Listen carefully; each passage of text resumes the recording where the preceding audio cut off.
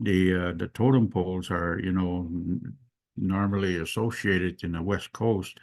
but they tell a story of, you know, what is their origin and who they're, related with. And so, and the word, totem, the basic root word of that is, de, it's like the heart, and so we share the same heart energy or the same heart, um, the the same heart origin. And it's not, with the Cree here, like there isn't the clans, that what the word totem means, the tribe, you know, uh, they're not highly visible, they're not spoken of in those terms as they are in BC. In BC, they have different tribes, clans, uh, uh, uh, different ways of a totemitos, in other words, how they're connected, and so there's there are four main tribes in that I know of in the West Coast, and there are other tribes also in depending on the region. So the one that I'm thinking of is there's the Wolf tribe, and there's the Raven tribe, the killer whale, and eagle. And so the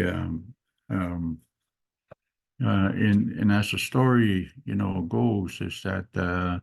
when they in uh, in the creation story, and also in the origin of these tribes, was that the mother of this tribe, like the matriarch of the wolf clan, matriarch of the killer whale, the eagle, the raven, when she passed away, all the all her descendants came from her body. And so her descendants are identified as I come from the wolf. I come from the matriarch of the killer whale, the eagle. And so here in the Pascuawinoak, the Plains Cree, the one of our main tribes, that I understand now is that we come from the tribe of the bear. The and the bear is highly regarded in our ceremonial traditions. It's highly regarded in our mythology, I guess, if you want to use that word. It's highly regarded in the as one of the spiritual helpers, and also in one of our creation stories is that the the spiritual being made it with one of our people, one of our grandmothers, and the spiritual being came from in the form of a bear and made it with one of our grandmothers, and then from there we are descendants of the that union that happened. And so so in the story then is that all her children belong to the bear tribe, the bear clan. And so because they come from the same body, come from the same spiritual entity, then we share the same, our heart, our heart energy, our heart spiritual energy is that of the bear, and then so we So when we say, quite often when people are, speaking in public, they will acknowledge, kakyo, all my relations, kakyo, nimako maganak, netotemak, all my clans, people who are in the same tribe as me, so we share that, in that, in that instance, we acknowledge that we're come from the same tribe, like, you know, um, we acknowledge all our relations, and then we acknowledge our people who are in the same tribe as we are, and so the in the East, with the Anishinaabe, like they clearly identify, their source of their clans, their clan origin. There's one of the, the otter, there's one of the duck, there's one of the, I believe it's a deer, and so different, we're linked to those animals in a different way. And so our link here, as I understand it, is that we're closely linked to the bear. And so when we and people, so when we socialize, which is really important, because in in the West Coast, when they're talking about the their different tribes, the lineage follows that from the mother. It doesn't follow that from the father. It follows that. So when a woman has children, all her children belong to the tribe that she's in, and so uh, uh, for example, with my wife, she's in the Raven tribe, and in the Raven tribe, is another level of tribe. They call it the Frog tribe, and so all her children are in the Frog tribe. They're all little froggies, and so in the traditional the laws is that when people get together in marriage, when couples come together, it's taboo to marry someone within the same tribe as you are. They um, if you're wanting to get married, look for somebody in a different tribe as you are, and so and that's how the so people weren't marrying each other into the as the same tribe, and so with us, ours is quite different, because we have a much bigger a much bigger plan system, and I think, if there were any laws like that, traditional laws, they might have existed at one time, but I don't see that happening now, because, like for instance, in Musqueam, like probably all of us are, our origin is from the Bear clan, but we don't prevent each other from marrying within our own tribes, within our own clan system, and so the so in a social, social network, like most of the families are usually identified from the origin of the mother,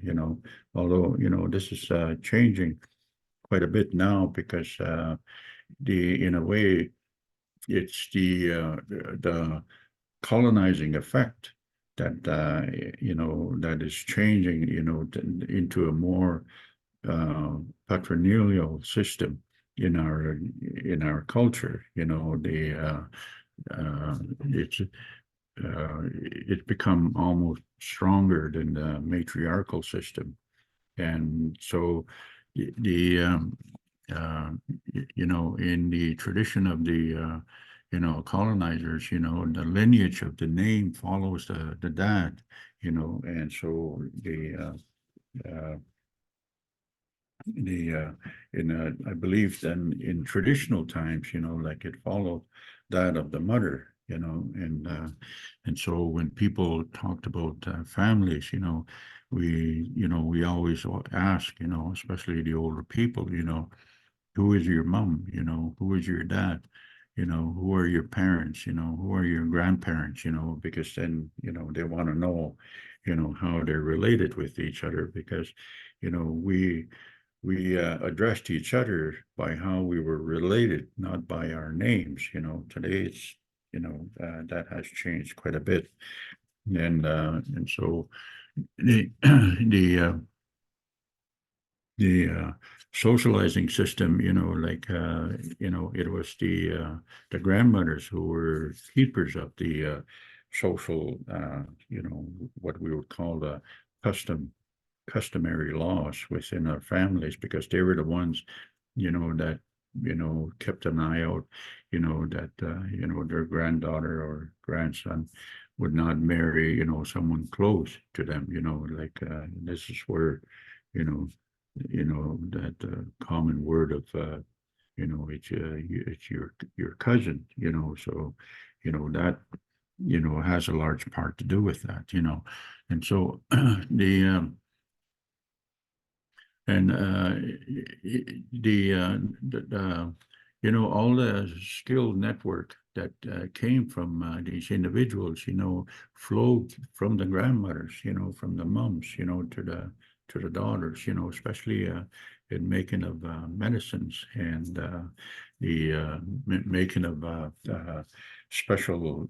skills that were embedded within the family, and they were passed on, through family lines, and so the so in a ceremonial uh, traditions also, it followed that, then that's where it switched, like it followed that of the dad, the ceremonial practices of the dad, took precedence, of what ceremonies were going to be happening, within that family. And so, which is, why it's important, that the young men, begin to learn ceremonies of their grandfathers, begin to learn the ways of prayer, begin to learn the songs and the ceremonies, the different ceremonies that their lineage had brought them, from their grandfather, great grandfather, grandfather, dad, to the son, to the children, to the young men, and so they followed, that uh, that line of ceremony, so if there were people, like who were, um, you know, for instance, like if a grandfather had a particular way of doing sweat lodge ceremony, and so it would just naturally follow that the sons and the grandsons would follow that same ceremony, that same way of doing the ceremony, and so yeah, the skills, the stories, the ways of prayer, the songs, would follow, they would be passed on from generation to generation. And so when we, talk about socialization, like, where we are right now, in this moon, this coming moon of um, the bald eagle moon, the mixopism, that is you know, we're leaving behind the moon of the Xipism, the cold moon of January, and so the people, because of the moon of Mixopism, the eagle flies through the storm, the winter storm, to bring the news that spring is coming. And so people would then begin to make preparations, of doing a ceremony. And so the families then would gather, in the social, in their own social system, to prepare, for the ceremony, and which is what's happening now. Like there's people are already making preparations, for the coming ceremonies that are going to happen in the summer. And people are doing the first singing ceremony for the big lodge. You know um, the for the fasting lodge, what is commonly known as the Sundance Lodge. The the true word of our ceremony that we call Nipagwismugamik is fasting lodge. It's not we don't, even though we call it a Sundance Lodge, it's not a Sundance Lodge, it's a fasting lodge. And so that term came from the South, from somewhere, and then it was applied to all the ceremonies, of the big lodge that we know of. And so this preparation then, like what is happening now, and so the commitment ceremonies that are being made, the singing ceremonies are happening now. And the next one following this moon is the Skippism. And Skippism is the moon of the geese moon, and and that's symbolically it represents as like a coming of food, because the geese provide a lot of food for the people. And so and there again, like symbolically it also represents, the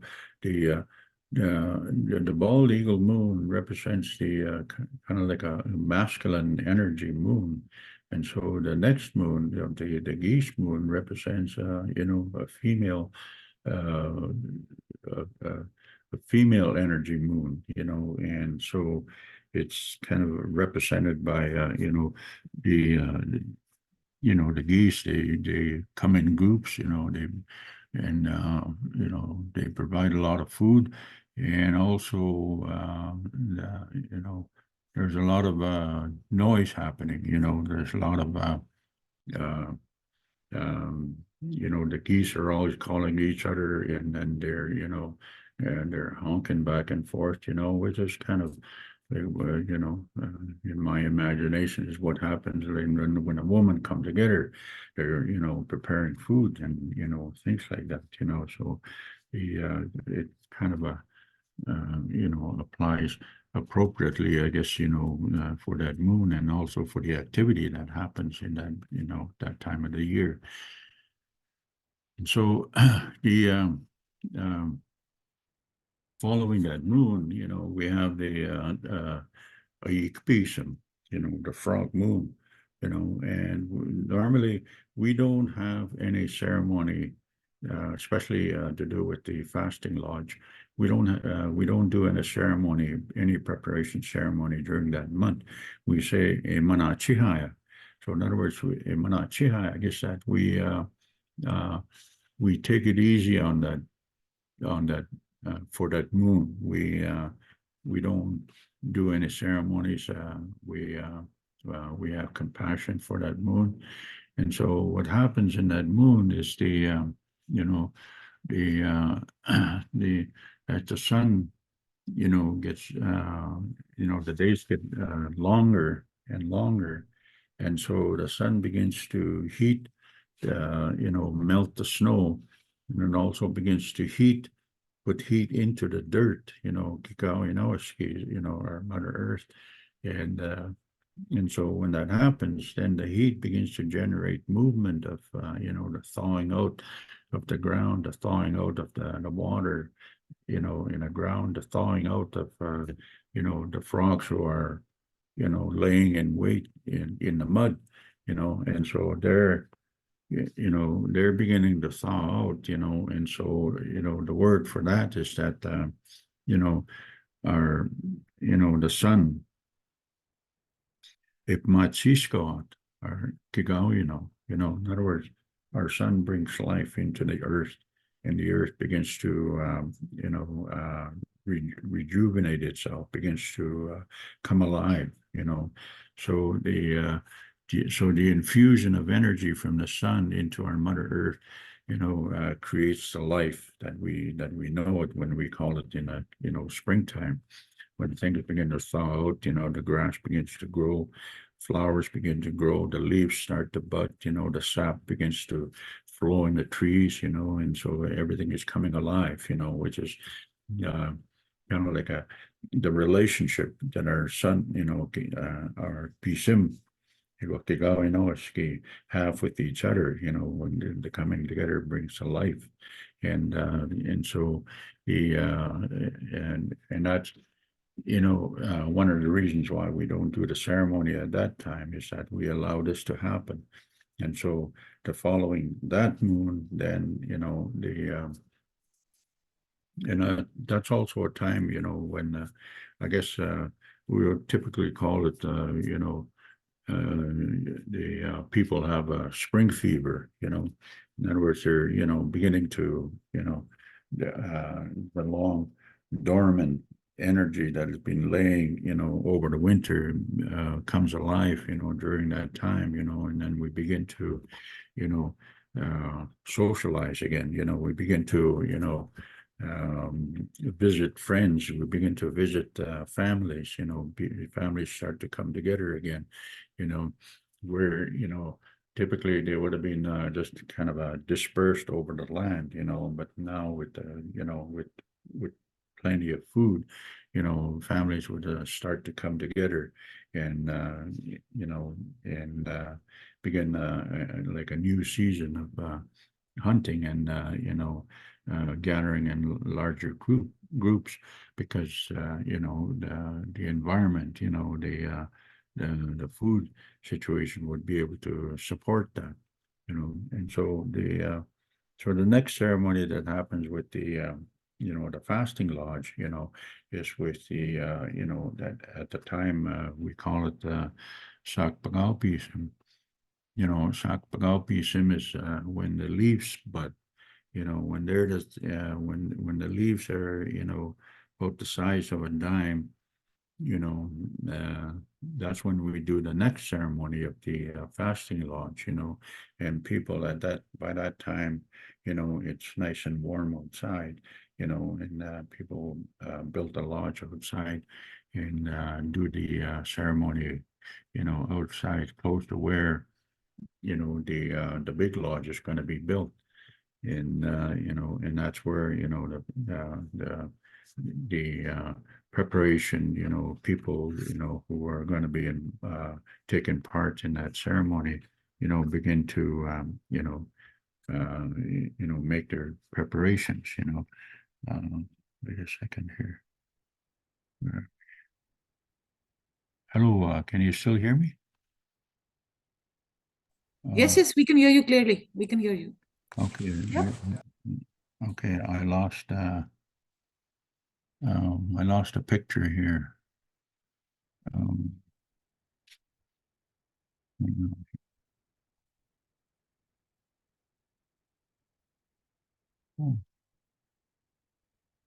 We can hear you clearly, Mr. Crier. all right. I don't see a picture here, so I'm trying to recover. Oh, here we are. Okay, I'm back. Oh,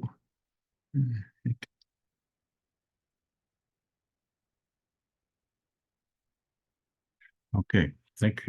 I got it now. Okay, yeah, the picture just kind of disappeared on me there for a little while. So, so socialization, like then, people begin to, we have ceremonies, so our ceremonies were really, a large part, there were socializing events, people coming together again, and we just, what is normally known as the winter count, that's happened at that time, like it,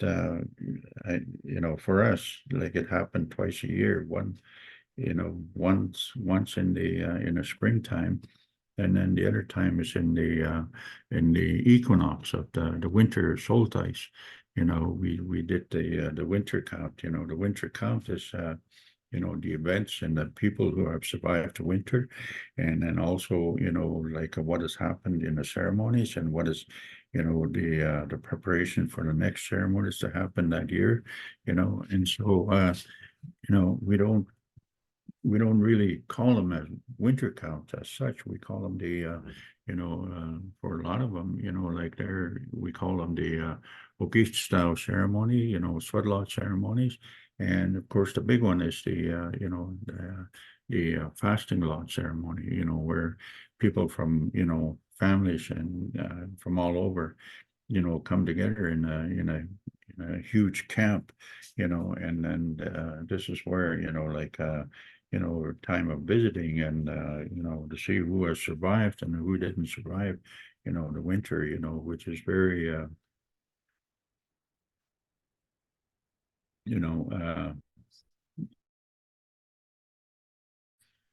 over the last winter, the last few years since COVID, we have lost a lot of people. It could be said, where we are right now, this was a time when we lost a lot of elders, because, I think back, last year, the year before, since COVID started, we lost a lot of elders. We lost a lot of people who had knowledge. We lost a lot of people who had stories, and we lost people who had songs, and so when if we do what we would call the winter count, this was a time of the great loss of the elders, the great loss of knowledge, the great loss of songs and stories, and so I think years from now we'll remember this, because as a time when when we lost a lot of elders, and so the when we do this, when we begin to see why it's really important, that the younger people learn these stories. The younger people learn the songs. They learn the ways of ceremony. They learn the ways of, Gagi Shimon, the ways of prayer, and because,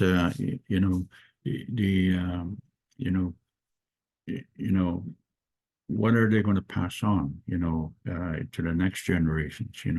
and so it's really, without really knowing it sometimes, it's kind of like people who begin to realize this have, begin to realize there's a sense of duty to the people, to the people who are not here yet, for the young people who are coming, the next generations and the generations after, that there are songs and stories, that, to be able to pass on to them, and, and so, it's pretty sad, because even now, because of all the deaths that are happening within our communities, we have typically, a long time ago, I remember, we had a lot of elders who would, step up and do the wake ceremonies, the songs, the ceremonies, the feast ceremonies, for the people. Today is,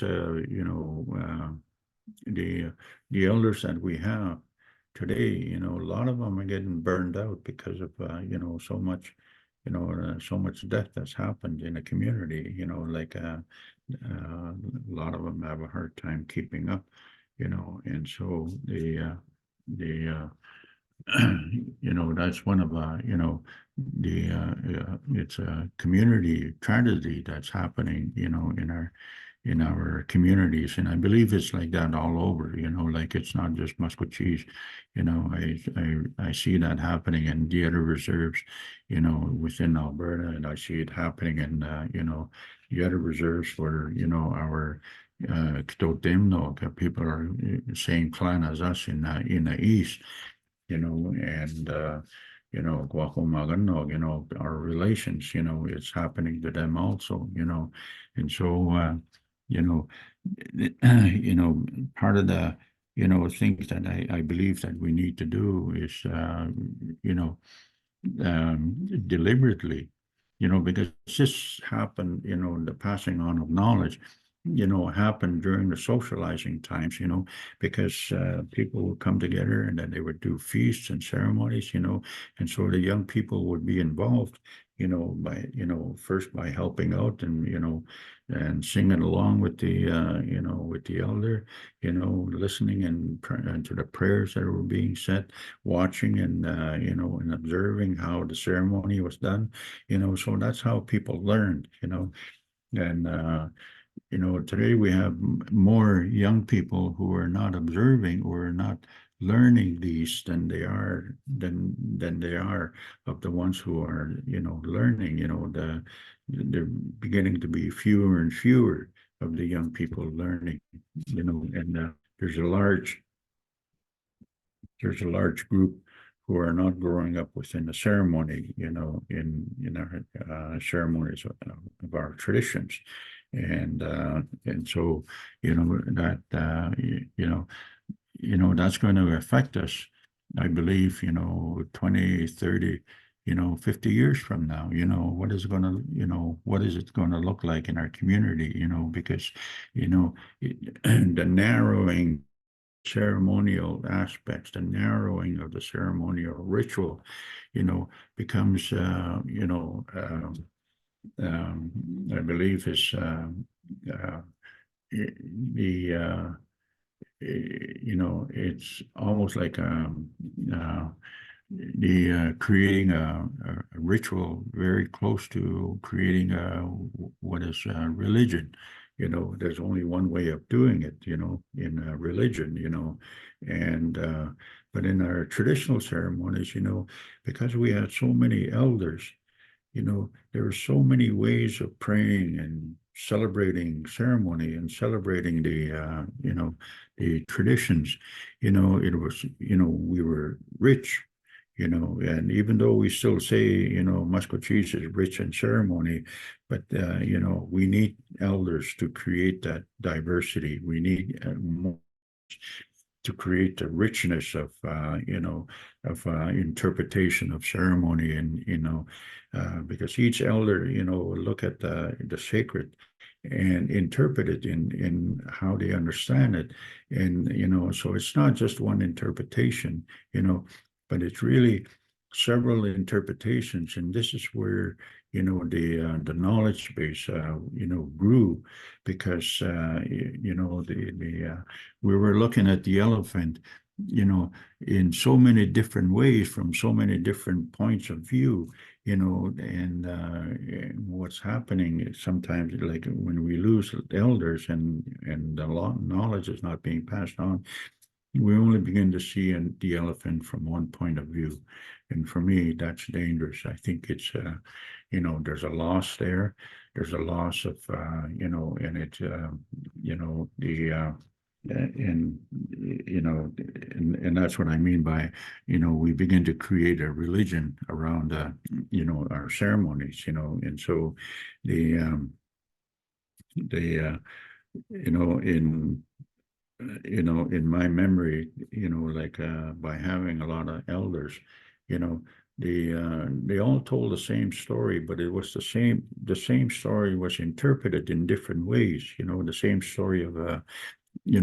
our the sacred beings, and how people understood the ceremony, they all had different ways of understanding, and then also so so this diversity of knowledge was passed on, and if it doesn't happen, then, it's really, it's going to be the loss of the next generations that are coming, who may never hear those other different ways of understanding and observing the sacred ceremonies, and so, this is a kind of like for me, it's sad, because some of the stories and ways of,